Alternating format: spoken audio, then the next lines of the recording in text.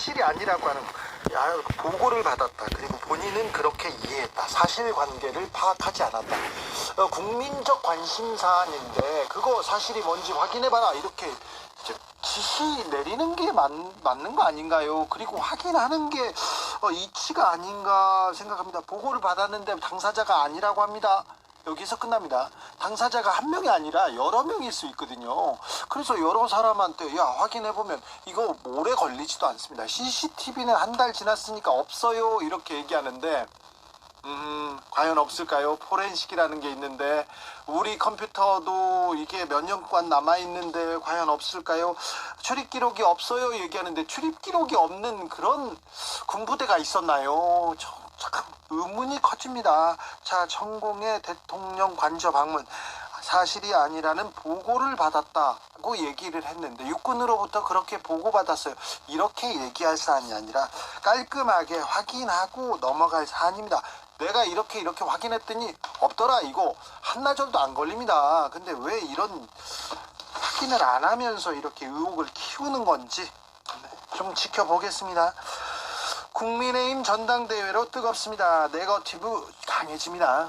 네, 국민의힘 전당대회 당권 주자인 김기현 의원 측은 오늘 이 광주 전남 전북 합동연설회에서 안철수 후보가 김기현 후보에 대해 제기한 부동산 투기 의혹은 명백한 비방, 흑색 선전이자 인신 공격이라면서 엄중 조치를 요구하는 공문을 당 선거관리위원회에 전달했습니다. 네.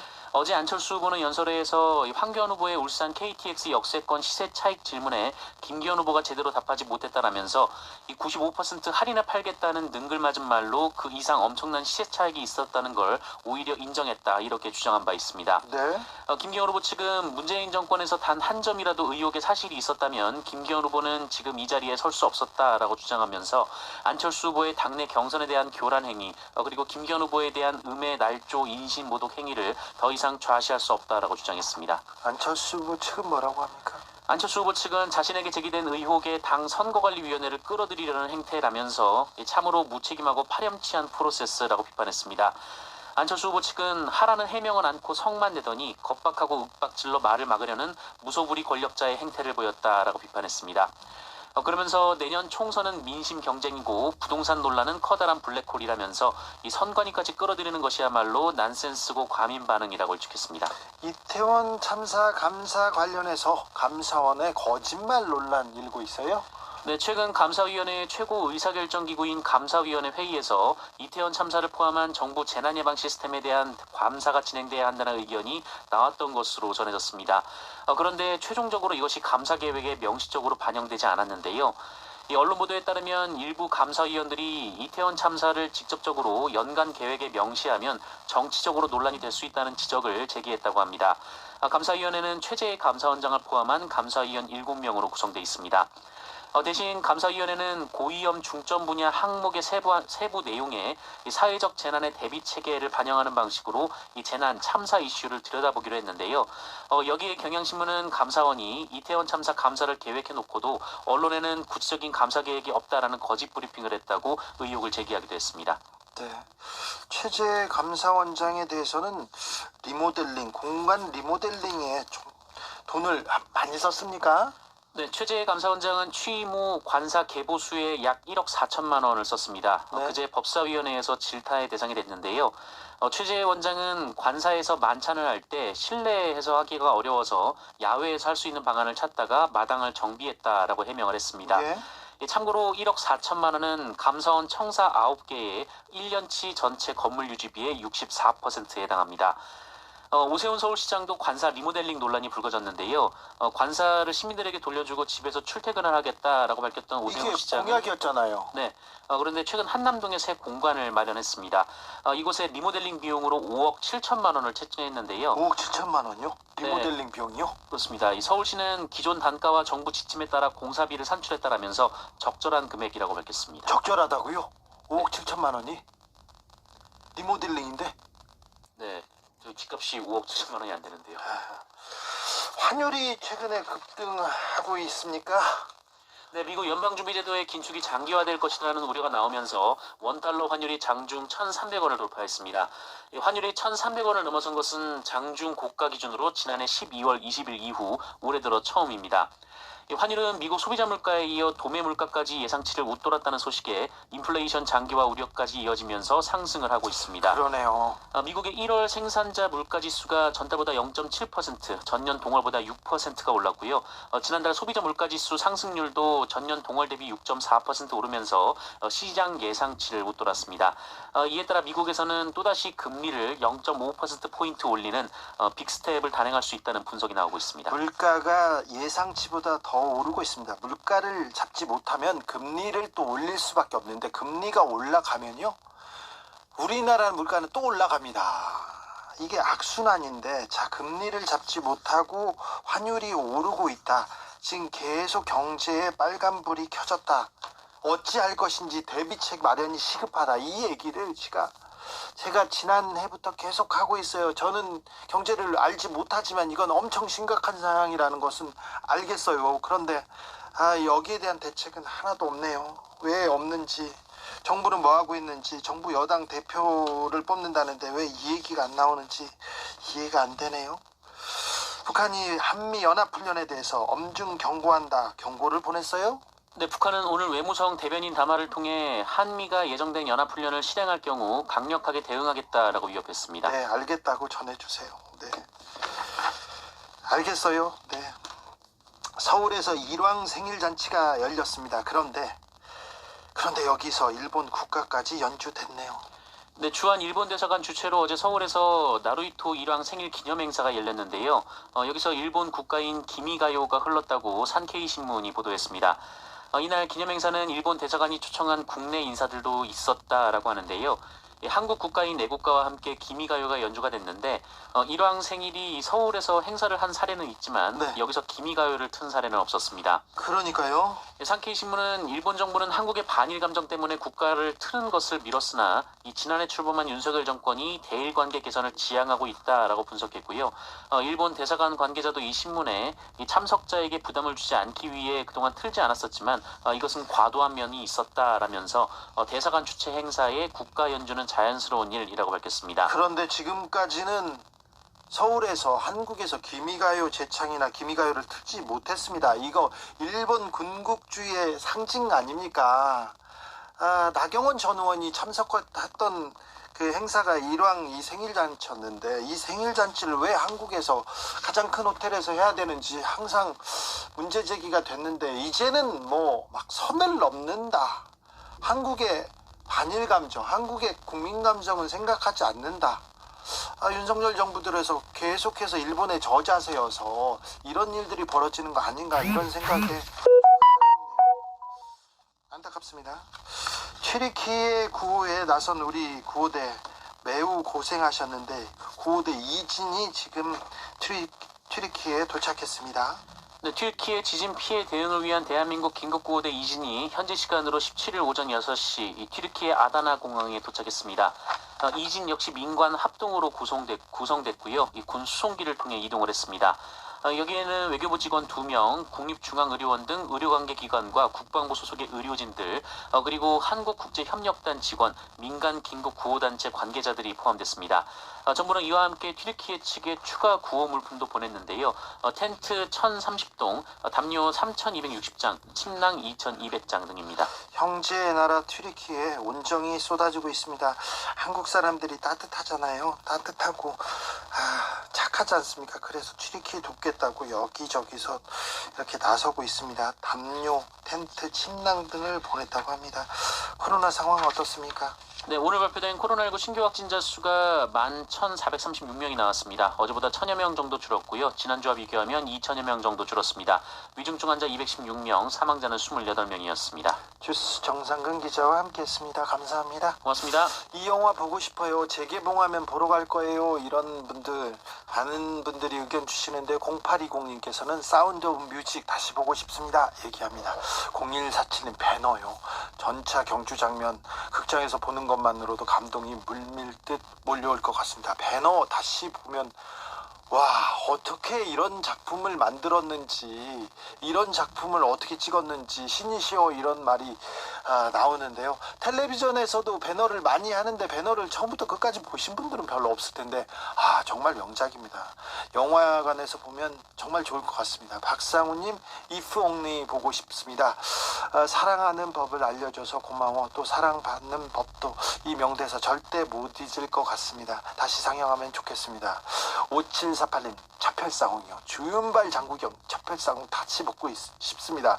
액션과 의리 끝내주는 영화입니다. 여고 시절에 최고로 인기 있던 주인공이었는데 서로 네 거니 내 거니 하면서 했는데 그래도 주윤발을 냈고 거의 다 대부분 장국영 아니었습니까? 그러다 조금 있다가 뭐 유덕화 나오고 막 그랬을 텐데 여고 시절 최고로 인기 있던 5748님 제 비슷할 때였군요. 차별상홍 저도 고등학교 때 봤거든요. 아우 쌍권총 네.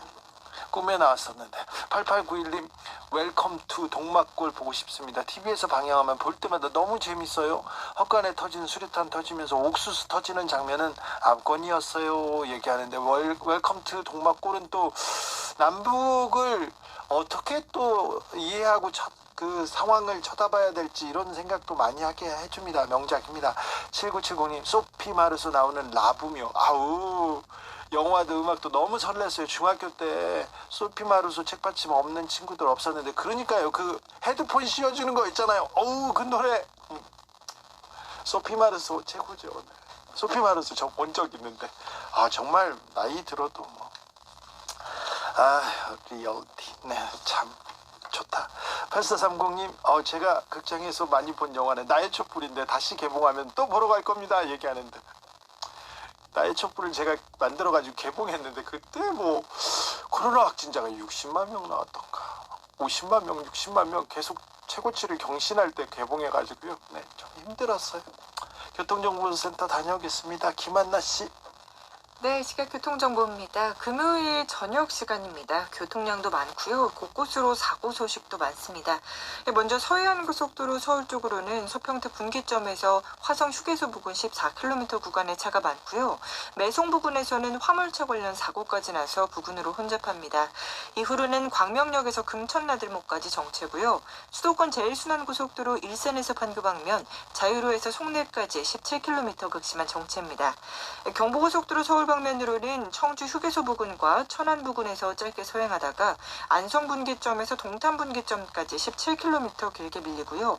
더 가서 기흥 동탄에서 수원까지, 죽전 휴게소에서 판교 분기점, 다시 달래내에서 반포나들목까지 어렵습니다.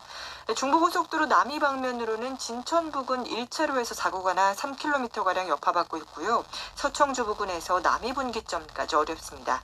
목적지까지 안전운전하시기 바랍니다. KBS 교통정보센터에서 김한나였습니다.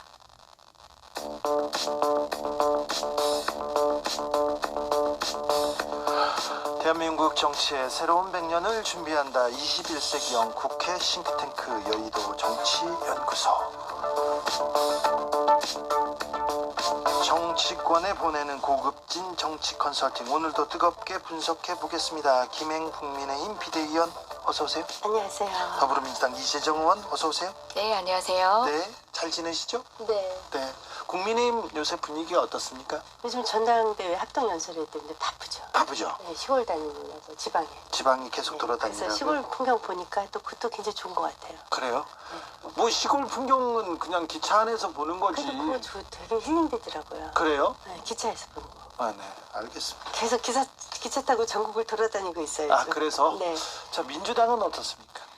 네, 멋진 풍경을 봐도 지금 답답합니다. 네. 사실 후퇴되고 있는 민주주의 체감하고 있고, 특히 저 변호사 아닙니까? 네. 제가 이명박 박근혜 정권을 거치면서 검찰이 어떤 방식으로 자신이 잡고 있는 칼을 권한 넘어 휘두르는지를 생생하게 현장에서 누구보다 잘 봤는데요. 알죠. 그때 그 느낌 그대로, 그때보다 더하다는 느낌 전 체감하고 있습니다. 자, 민주당 이재명 대표에 대한 구속영장 청구 소식 딱 어떻게 들으셨어요? 어이가 없죠. 저도 그래도 법조인입니다. 최소한 아무리 정치를 하지만 법이라는 걸 기반으로 두고 난 뒤에 과장이 있고 남용해서 기소를 한 뒤에 뭐 재판은 하도록 한 다음에 무죄 만들고 하는 데 있어서도 나름의 금도가 있었거든요. 네. 그러니까 최소한의 법의 룰이라는 게 있기 때문에 그러니까 동종업계 사람들은 좀 납득은 해야 될 거 아닙니까? 그런데 최소한의 증거도 갖추지 않고 구속영장의 실질적 필요성을 따질 때 우리가 확인하는 여러 가지 것들에 대해서 그럴싸한 요건조차도 갖추지 못해서 그 영장 청구하기 며칠 전에 흘리는 거 봐봐요. 정성호 의원님 가가지고 교도관 다 있는 데서 회유했다라는 네. 식으로 흘릴 때부터 구속영장 청구하겠구나. 혹시 그렇게 들 게 없어가지고 혹시 요거를 근거로 들래나 했더니 아니나 다를까 그거를 근거로 들더라고요. 참 김행 의원님. 그 이명박 박근혜 때 검찰농단 얘기하셨는데 우리 의원님께서 변호사니까 네. 문재인 대통령 때 도대체 얼마나 검찰을 추미애 박범계 장관이 농단했는지는 정말 양심 있으시면 잘 얘기하실 수 있을 것 같아요. 우리나라 사법 체계와 검찰 체계를 완전히 무너뜨렸죠. 그리고 제가 이렇게 생각을 해요. 이재명 대표께서 지금 무죄라고 하시지 않습니까? 그러면 그냥 영장 심사 받으시면 기각되겠죠. 그게 옛날 그 문재인 대통령 시절에 권성동 의원도 그래서 무죄 받았어요. 근데 영장 심사에 당당히 응하시면 이거는 뭐 그 검찰하고도 상관없이 법원에서 하는 건데 지금 김명수 대법관 얼마나 좋아요. 본인들 편이잖아요. 거기서 무죄 받으시면 되죠. 아유, 기각되면 아유, 되죠. 재판부가 각부별로 독립돼 있다는 것도 인지하지 못하시 김명수 대법관 얘기까지 하신 건 과한 것 같고요. 아니 떠다서 그렇게 따지면은 우리 김건희 여사님은 사소한 소환에도 응하지 않고 계시는데 당당하시다면은 수사 받으셔야죠. 일단 그런 방식으로 야당의 제일 야당의 대표를 그 포토라인에 세워가지고 면박주기뿐만 아니라 구속영장 청구라는 사실 일반 형사 사건에서도 굉장히 신중하게 고려돼야 되는 것들을 최소 요건도 갖추지 못하고 법률가로서의 최소한의 판단도 하지 못한 채 이렇게 칼춤추는 검찰 저는 정말 이 부분은 맞아요. 우리 정부 책임입니다. 문재인 정부 책임입니다. 네. 왜냐하면 저는 조국 장관님한테도 사실은 좀 부족했다고 생각하는 점들이 있습니다. 우리가 권력을 잡고 나서는 권력이 군림하면 안 된다라는 원칙을 좀 헷갈리신 것 같아요. 그 권력이 가진 본래적 수성을 모른 채 그 권력을 그냥 풀어놔버린 것. 제도 안에서 국민이 감시할 수 있도록 하는 철저한 통제 장치를 제대로 마련하지 않고 그대로 놓아버린 것. 우리 정부 탓입니다. 그리고 공수처 어렵게 통과시켰지만 검경 수사권 분리 완벽하게 되지 않았고요. 그냥 손 대다 마른 거예요. 사람들은 그런 얘기를 해요. 특히 우리 당의 어떤 의원님들도 그런 얘기 하시는 분들이 있어요. 검찰 권력은 원래부터 그랬다. 그런 얘기 하시는 분들이 있는데요. 예, 원래부터 그랬어요. 검찰 권력은 자체 권력이었지 누군가를 위한 권력 아니었습니다. 하지만 정치 권력과 짬짬이를 냈죠. 네, 지금처럼요. 그래서 문재인 대통령 시절에도 그랬죠. 아니죠. 그래서 이제 그러면은 조국 장관이 그렇게 처참하게 찢겨질 이유가 없는 거죠. 아유. 제가 요거 한마디만 마무리를 네. 하면요. 검찰은 원래 그랬는데 지금 정도로 제1야당 대표를 이렇게 구속영장 청구할 정도는 처음이거든요.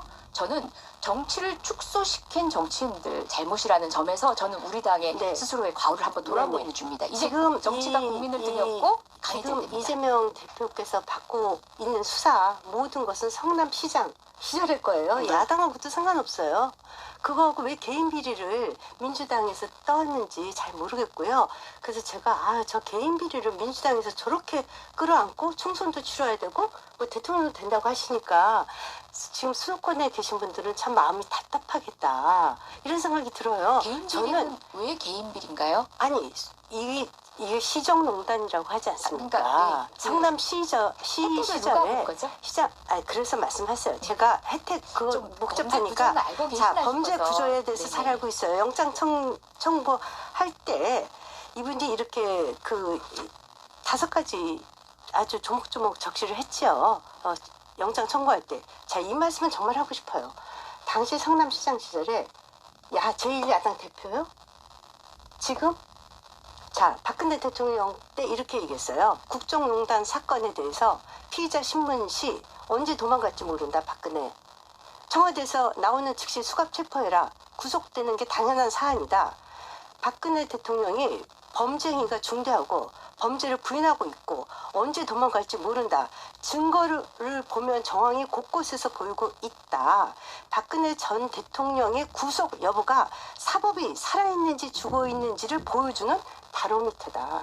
그런데 아니 대통령한테도 청와대 나오자마자 수갑 채우라 그랬어요. 아니 근데 박근혜 전 대통령은 뇌물 혐의가 입증돼가지고 대법원에서 유죄 판결이 확정된 제3자 뇌물. 제3자 뇌물이지만 뇌물 혐의가 확정. 이번에도 제3자 뇌물로 133억 성남FC 관련해서 아니, 133억이 제3자 뇌물 이 죄목이 똑같다고 해서 이 죄가 확실히 또 이게 다 똑같다 이렇게 그래서 돌아볼 수는 없잖아요. 성남FC 관련해서 133억 원의 제3자 뇌물죄를 구속영장 성남 청구에 FC가 쓰셨고요. 시민구단인 건 알고 계시죠? 알고 있습니다. 네. 저기 잠시만요. 이재정 그래서 의원님, 제 말을 그 잠시만요. 얘기를 하는 게 아니고요. 자 보세요. 제3자 제3자 FC가 달라요. 잠시만요. 네. 이재정 의원님은 네. 말을 그래서- 다른 사람보다 2배 많이 하시거든요. 빨리 되게 빨라. 하는 거죠. 그렇죠. 아니, 그래서- 그러니까 잠깐 페널티. 다수보다는 그래서 자 시간에 제3자 맞춰주시면. 뇌물죄랑 박근혜 대통령도 개인적으로 돈을 한 푼도 받지 않았습니다. 제3자 뇌물죄 영장 심사 지금 이제 뭐 영장 청구가 됐으니까 구속영장 청구가 됐으니까 그 안에 적시되어 있는 제목 중에 하나고요. 네. 그래서 본인이 법원에서 아니 장당하게 그렇게 죄가 없다면 모토로 영장 청구를 하게 만들어요. 그리고 또 하나. 지금 천화동의 1호 주인은 아직 나타나지도 않았어요. 근데 이렇게 예단해서 얘기하시면 안 되죠. 그 부분 검찰에서 지금 죄를 묻지 않았습니다. 네, 자, 아직 안 이재정 의원. 물었어요. 조누라 말 타고 거기 지원하면서 사실상 그 뭐 동기간처럼 지냈던 최순실, 뭐 대통령 위에 군림하다시피 했던 최순실의 딸한테 준 거랑 어떻게 시민이 함께 운영하는 시민구단에 기업이 지원하거나 광고를 한 거를 동일선상에 놓고 보십니까? 아니, 그 거기에 고민- 지원되지 않는 그러면 시가 운영비를 자, 내야 됩니다. 시의 변호사님이시죠. 운영 제3자 뇌물죄가 뭔지 아시죠? 그 제3자 뇌물죄 아주 아니. 쉽게 얘기 드릴게요. 강원도 영양에서 이런 일이 있었어요. 어떤 그 공무원이 예, 제가 편의를 봐주고 우리 시민들께 설명하는 편의를 하나 건 모르는데 봐주고요. 제가 제3자 소나무- 뇌물죄에 대해서는 제3자 충분히 뇌물죄 이거예요. 이해하고 있을 편의를 하나 것 같습니다. 봐주고 말 끊지 마세요. 나무 하나 돈을 주겠다고 했어요. 그랬더니 이렇게 얘기했어요. 이분이 나는 일체 어떤 대가도 안 받겠다. 그 시장 앞에 그냥 소나무 하나 달라. 그래서 소나무 하나 심어줬어요. 그걸로 제3자 뇌물죄로 걸렸습니다. 당시에 이번에 B, C, D, E, F 뭐 줄줄이 다 나왔지 누군지 다 아실 거예요. 네이버 뭐 그 차병원 등등이 다 그 건축법 인허가를 바꿔줘서 166억에 달하는 특혜를 줬다는 것이 바로 제3자 뇌물죄이지 않습니까? 그리고 성남 근데 그 바로 FC도 용도변경했던 일동제약거였죠. 그 자리가 도시 흉물로 오랜 기간 개발되지 않고 있었다는 거 아시죠? 그래서 여튼 왜 저는 개발이 딴 안 게 아니라 되냐면요. 자 다른 보세요. 사례- 그게 저- 병원 부지였어요. 네네. 병원 부지에서 도저히 네. 수익이 안 아마 이 나서 방송 들으시는 분들은 그 경과는 다 알고 계실 것 같고요. 아유, 저는 네네. 이제 우리 김행 비대위원께서 박근혜 대통령과 비교를 하시길래 네. 박근혜 대통령 사례와는 이런 차원의 다르다라는 지점을 그것보다 더 분명히 죄질이 얘기한 나쁘죠. 겁니다. 저희 자, 더 나쁘죠. 사법적 문제는 아예 저희가 나중에 설명해 그 드릴게요. 인허가권을 아주 자기의 그 정치적 목적을 위해서 이렇게 저렇게 인허가권 비리로 지금 구속이 되시 위기에 처해져 있는 거 아닙니까? 그래서 그러니까 글쎄요, 시정 이런 식의 농단이죠. 납득하지 못할 법리 검찰이 기상천외하게 그래서 제 개발했죠. 소원이 있어요. 제 소원이 뭐냐? 오늘 말씀드릴게요. 제 통일 소원. 아니죠. 제 소원 통일 아니고요. 민주당이 아마도 이분을 대통령 선거까지 끌고 가실 목적인 것 같아요. 이번에 이제 정진상, 김용 그 두 분한테도 얘기했지 않았습니까? 알리바이만 잘 되면 이재명 대통령 된다. 이렇게 민주당의 국회의원이 그렇게 말씀하시지 않았습니까? 네, 정성호 당연히 정성원이 그렇게 말씀하신 거 보니까 100% 저는 총선을 이재명 대표가 공천권 주고 총선 치를 거라고 봅니다. 그리고 대통령 후보도 이재명일 거라고 봐요. 그래서 지금 민주당의 수도권이 121석인데 그중에 100분이 수도권이에요. 저희가 수도권을 어떻게 해서든지 탈환해야지 되는데 저의 소원은 김행의 소원은 네, 이재명 대표께서 공천권 행사하시고 그리고 대통령 후보로까지도 나오는 게 저의 소원입니다. 네, 저는 이재명 대표에 대한 얘기를 할 생각이 없습니다. 작금의 검찰은 제2의 이재명을 만들고요. 제가 시민의 권리를 짓밟아온 검찰 집단의 검사들이 어떻게 승승장구하고 이 사회에 살아남아 여전히 기득권으로 있는지를 똑똑히 확인하고 있고 저한테는 데스노트를 갖고 이 사람을 잊지 말아야지. 잘 까먹고 누군가를 용서하기 쉬운 제가 까먹지 말아야지 할 만큼 여전히 현존하는 권력이 바로 특수 검사 검사들, 자기들끼리 그 버쿠라지들의 연대입니다. 지금 현재 윤석열 대통령이 그 특수부 검사 출신 아니겠습니까? 본인의 지인들로 이루어진 50억 클럽은 수사도 하지 않고 이게 어디서부터 시작된대요? 돈 관련된 범죄는 돈 따라가야 돼요. 돈 50억. 시초에 바로 윤석열 검사가 있었습니다. 50억 클럽. 아니에요. 50억 클럽 시간을 항소한다고 주셔야 돼요. 얘기했어요. 잠깐만요. 네. 지금 시간을 주셔야 돼요. 사실상 이 문제의 본질을 회피하기 위해서 다른 데서 변죽을 올리는 겁니다. 저는 이재명 대표와 관련된 정치적 논의를 할 시기가 저는 오히려 지금 뭐 앞으로 어떻게 예상하시고 대통령 후보가 될 거다. 지금 그 얘기할 때가 아니에요. 저의 소원이에요. 국민의 네. 삶을 저의 소원. 뒤흔들지 모르는 검찰이 추고 있는 칼춤을 멈추게 해야 될 그 때고 칼춤을 왜 절대, 그러면 절대 국회의원 하시면서 그게 이제- 문재인 대통령 때 멈추질 못했어요? 그러니까요. 좀 그렇게 멈추시죠. 개혁하려고 할 때 도와주시지 그랬어요. 뭘 도와주긴요. 검경 그때- 수사권 독립은 그때 완벽하게 추미애 됐었어야 박봉계 뭐 합니다. 했어요? 다 완벽하지 자, 못했죠. 여기까지 완벽하지 할게요. 못했죠. 여기까지 할게요. 검찰 결코 자, 두 분 여기까지 그대로 할게요. 두지 않을 겁니다. 이재정 의원님 여기까지 할게요. 근데 저요 책 쓰려고 그래요. 자, 문재인 대통령 때 네. 도대체 얼마나 검찰과 사법을 농단했는지 책 쓰려고 오늘 아침에 제가 생각했어요? 작성했어요. 알겠어요. 그래서 저도 리스트를 알았어. 다 적어놨어요. 리스트 이제 가지고 중앙지검장부터 알았어, 가지고 이들이 얘기하자고. 어떻게 검찰을 망가뜨렸는지 저 책 쓰려고 자, 해요. 김영기 의원님한테 하나만 물어볼게요. 곽상도 전 의원 50억 이렇게 그거 특수금 항소해야죠. 그건 어떻게 아, 생각하세요? 당연히 항소해서 제대로 밝혀야죠.